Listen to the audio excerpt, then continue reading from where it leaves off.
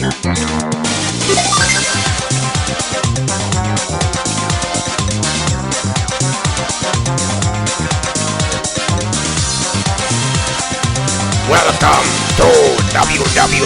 Wario.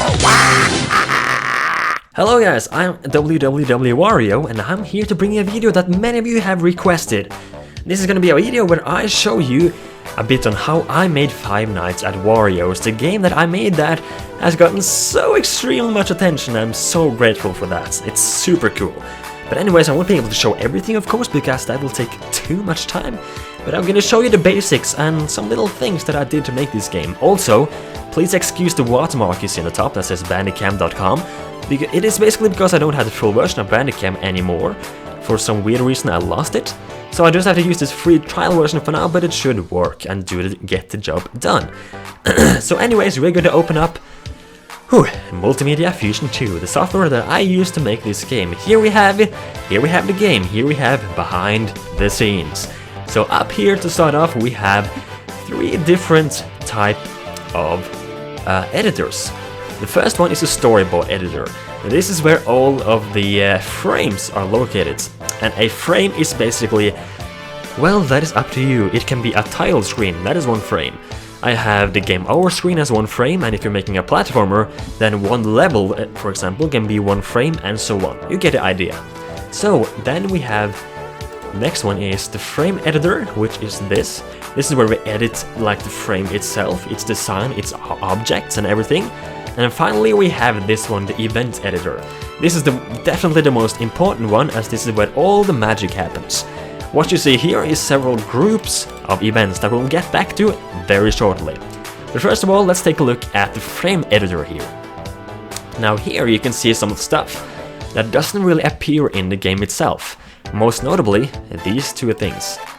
These 2 things are invisible objects that control the camera.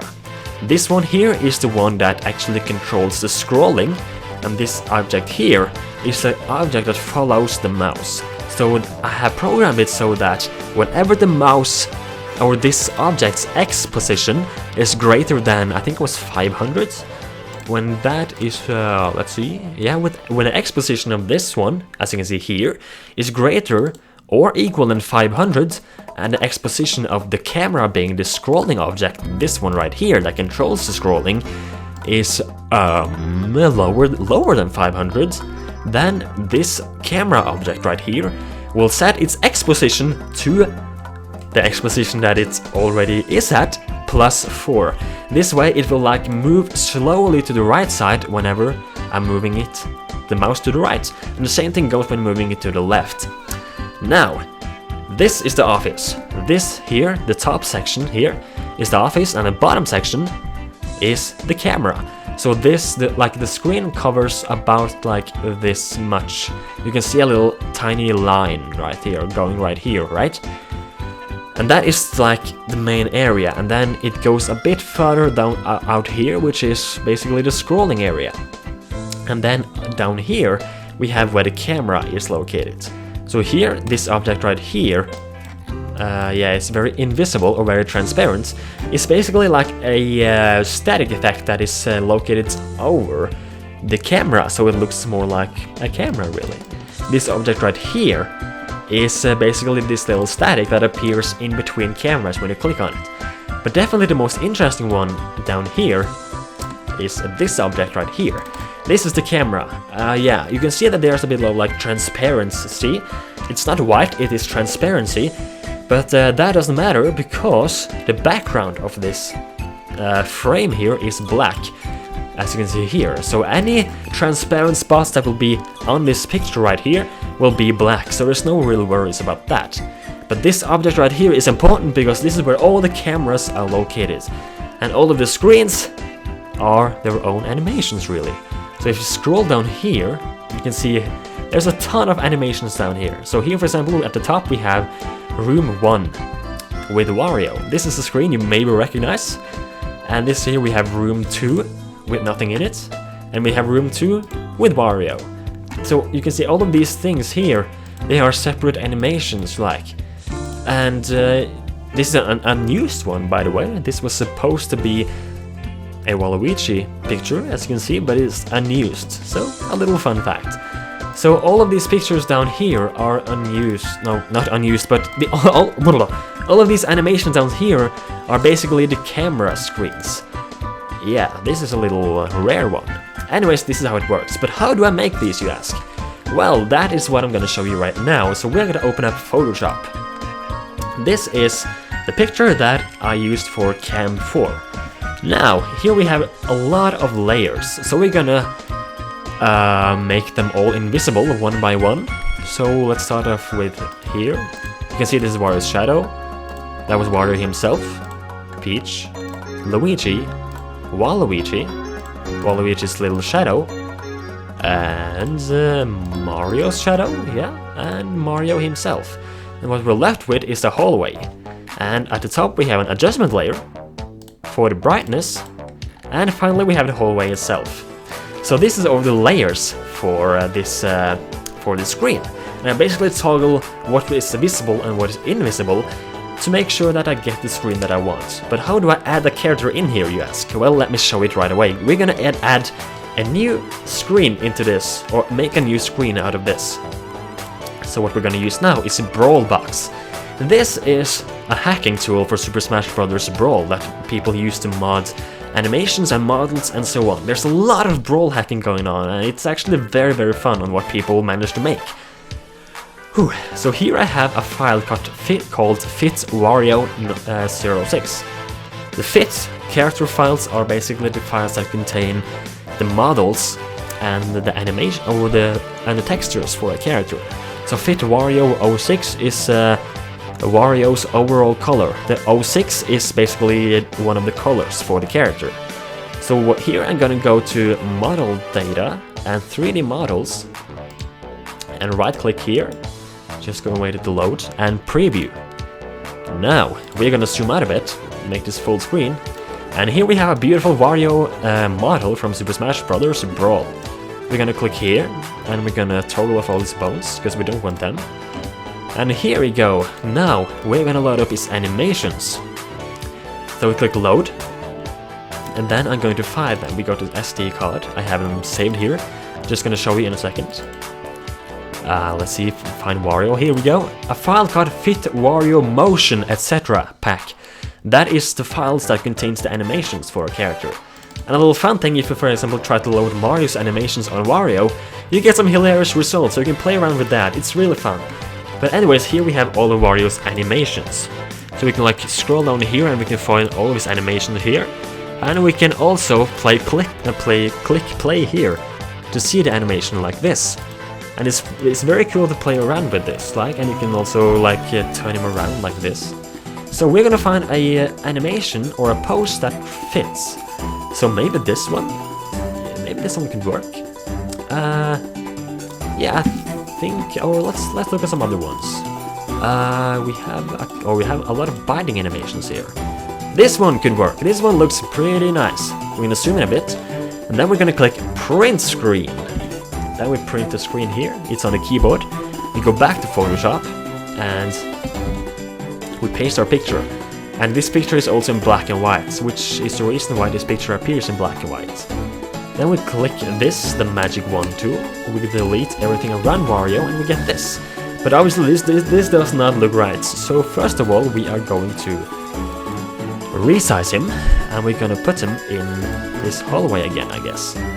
So we're resizing him to fit the size, which is about this. We're putting him right here, and we click OK. Now, obviously, we're going to zoom in a bit here, like this. We're going to set his transparency or opacity, I don't know how it's pronounced, to this, so we can see the wall behind him, and we're going to start to erase his part, the part of Wario that is inside a wall. So we're erasing this like so. So there we go, and now we can set his opacity back, and it looks like this. But obviously we're not done quite yet, because, let's see. As you probably can see, there's light coming from the hallway. So we are going to make some adjustments here.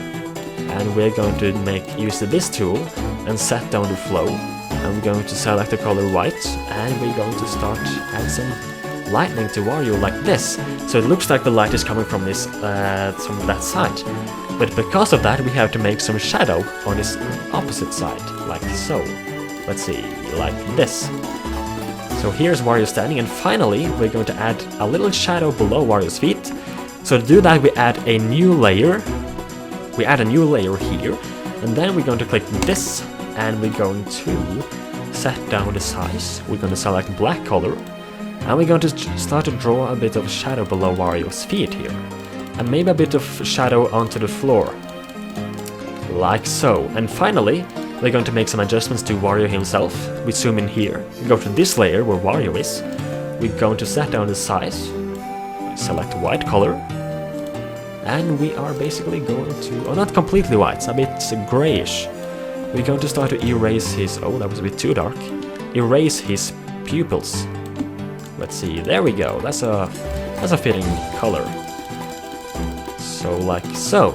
If we now zoom out, we have this picture, and bam, here we have a new screen that we could use for the game if we wanted to. And also if we want, we can add some black to his teeth to remove his teeth, maybe add some scratches in his face, you know, things like that. But this should work. So that's how you make a picture.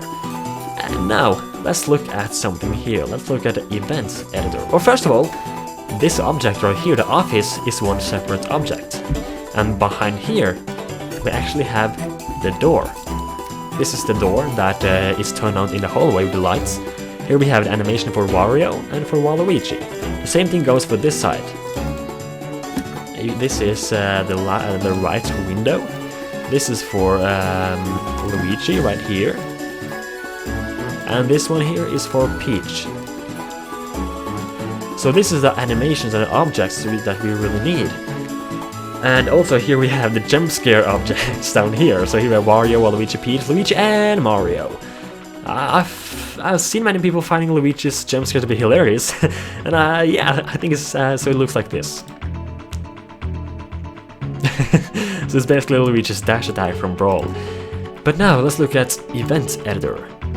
Man, this is a lot of confusing things. But first of all, this object here, the orange square, is very important. This is where all of the the values are contained. If you go here, you can see a lot of values. Here we have, for example, Peach movement, Peach location, Wario movement, Wario location, door, click block, battery usage, clock, light 1, jump scare countdown, Wario man, jump scare countdown again, Luigi jump scare ready. We have a lot of values here. So we're going to look at something. I guess we can look at here. Character movement night 1. This is a group of events. Now take a look at this. Here's a condition. Night 1, right? When night equals 1, meaning you're night 1, every 15 seconds, and active of this, which is a string, and similar to a value, only that is text in text form.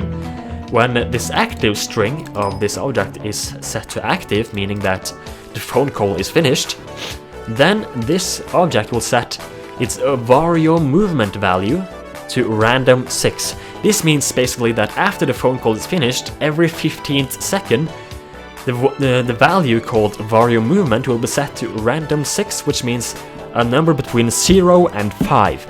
And then that is also the case with the rest of the characters here. And also if you look at here, if the Wario movement that is like set to random every 15 seconds, if that value happens to land on 1, and the Wario's location is, the location of Wario is lower than 5, meaning he's not standing in the door, then 1 will be added to Wario's location. What does this mean? This means that if, and the same thing goes for if the counter hit or the Wario movement hits 2. So what does this mean? This means that every 15 seconds there is a 1 to 6 chance of the value hitting 1, and also same with the value hitting 2. This means that every 15 seconds on night 1 there is a 2 to 6 chance or a 1 to 3 chance that Wario will move 1 location forward, meaning he will add 1 to Wario's location. The same thing also goes when Wario is moving backwards. if it hits 3 right here, as you can see, it will subtract 1 from Wario's location. The same thing goes with Waluigi, only that he has some different properties. And then let's look at this. Now, when you click on, if you look here, if you click on these objects right here, then these are the camera buttons, by the way. Then if you click at the first button, it will set its value called room to 1. So like you will select each room, and the value called room will also be set to that specific room. So if you look at here, when room is 9 and only 1 action when event loops, which means it won't loop forever, it won't like happen only when you click that button, right? Then this animation will change this animation to room 9. This is like the camera, it's this one right here. It will change this animation to room 9. However, if Wario's, and the same thing goes for the rest of the rooms, however, if Wario's location is, for example, 2, and the camera and room selected equals 3, right? Which means Wario is right here. Then, and this object here is visible. That is a very important condition. This object here is visible. Then it will change the animation to room 3 with Wario in it. The reason this one here is important is because whenever we select room 3, the first thing that will happen is that the camera animation will change its animation to room 3. However, since this little static is lasting a bit longer, we can make it so that before the static goes away, the animation will then change to Wario's, with Wario contained in the room. Oh, I'm talking really weird now. I'm a bit tired. When this is visible, right? Then the animation will change to a room containing Wario in it. This means that the animation will be able to change both from room 3 to room 3 with Wario in it, as long as this is visible. Yeah, very weird. So if you take a look at this and this, you can see that there's no static now because I've removed the static. But basically, it will now change to the rooms, right? But when the static is here, it will then change again to the room where Wario is. Yeah, if you understood that. Sorry if I'm a bit complicated now, but I hope you understood that. And yeah, they add a location, like they will add 1 to their location when it hits a specific number. And then they will like move forward, right? Move forward towards your office. And the time limit, or the time between this number being selected, because on night 1 is 15 seconds, that number will decrease as you progress through the nights. If you look at night 5, it will be every 8 seconds instead of every 15 seconds. And also it will be a greater chance for them to move forward than backwards. So it gets more difficult each night, obviously. Now, I can say a bit about the doors as well before we end off this. The doors. Whew, here we can see a lot of conditions. When you click on this button right here, which is door switch, when the door equals 0, door is a value. When it's 0, meaning that the door is open. When click block, basically not anything important. And in camera equals 0, meaning that you're not looking at the camera. And none of the jump scares are ready, meaning that like none of the jump scares are ready. So you probably noticed that if a jump scare is ready, you're not able to click the door. So this is the reason for that. So when you do that, you will set the door value to 1. And also, you are going to move the door here to this specific location. And the same thing goes when you open up the door again. And basically, on this here, Wario's and Waluigi's and the rest of the crew's location cannot enter your office as long as the door value equals 1, aka the door is closed. So this is how it works, guys. And there's so much stuff here that I don't really remember at first what I've done. I have to look it through a lot to see what I've actually done here. And that's basically it, guys. That's basically it. And I want you to play around with this if you want to make something like this for yourself. This is, by the way, the doors. They like move down like this when you enter them. So if you... yeah, that's how it works. All of these are objects that are not on screen, so they are like debug objects or event objects. So yes, this is how it works. I'm not gonna go over anything more, both because I want to keep some things a secret and because it takes so much time to explain. So guys, I'm gonna end it off here, and if you have enjoyed this video, then make sure to click the like button. And I hope I could at least be at some help. I know I'm not good at explaining, especially when it comes to this, and when I'm tired. So yeah, hope you have enjoyed this video, and I hope I could help a little and explain a few things. So yeah, if you have enjoyed it and I've helped, make sure to smack the like button, and I will see you guys in the next video. But before you go, I have a little surprise to all of you who manages to hang on all the way until this point of the video. Please have a look at something here.